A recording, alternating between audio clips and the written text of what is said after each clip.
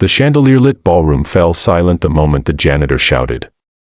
Crystal glasses hovered midair, violins stuttered into an awkward stop, and 100 wealthy eyes turned toward the men in the gray uniform whose voice had cracked through the polished air like thunder. "Don't eat that dessert," he yelled, breathless, panic burning in his eyes. No one ever noticed janitors at events like this, except when they were mopping up spills, but now every gaze was locked on him. Across the table stood Eleanor Royce, the CEO of Royce Biotech, a woman whose name alone moved stock markets and silenced boardrooms. She held a spoon inches from her lips, red glaze gleaming under the lights. The janitor took a step forward, blue gloves clenched, heart hammering so hard he could feel it in his ears.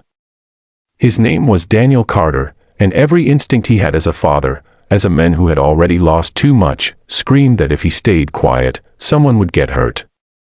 Whispers rippled through the guests, security shifted, a few laughs broke out, but Eleanor didn't laugh.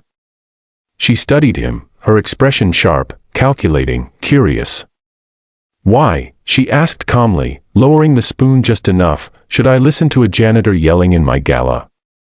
Daniel swallowed. He knew how this looked. A single dad with calloused hands and worn boots interrupting a room full of power. But the image burned into his mind wasn't this ballroom, it was a hospital room 5 years earlier, machines beeping, his wife's hand cold in his. She'd eaten something she shouldn't have that night, something contaminated, something no one warned her about. And he had learned the hard way that silence could kill. "Because that dessert wasn't meant for you," he said, voice shaking but loud enough to carry. Laughter flickered again, sharper this time, until Eleanor raised a single finger. Silence returned. Daniel explained in a rush, words tumbling out. He'd been cleaning the kitchen hallway when he overheard 2 catering staff arguing in whispers, one accusing the other of swapping plates by mistake, mentioning an allergy card, a VIP note, a red dome dessert that contained a rare compound used in experimental sweeteners, safe for most, lethal for someone with Eleanor's publicly documented sensitivity. He hadn't planned to shout. He'd planned to tell someone important. But there hadn't been time. Eleanor's eyes narrowed. She set the spoon down. Security moved closer, but she stopped them with a glance. "Bring the head chef," she said. Minutes stretched. The chef arrived, pale, sweating. Questions flew. Records were checked. The room buzzed. Finally, the chef's shoulders slumped.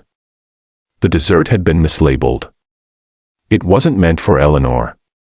A murmur rolled through the ballroom, disbelief turning into shock.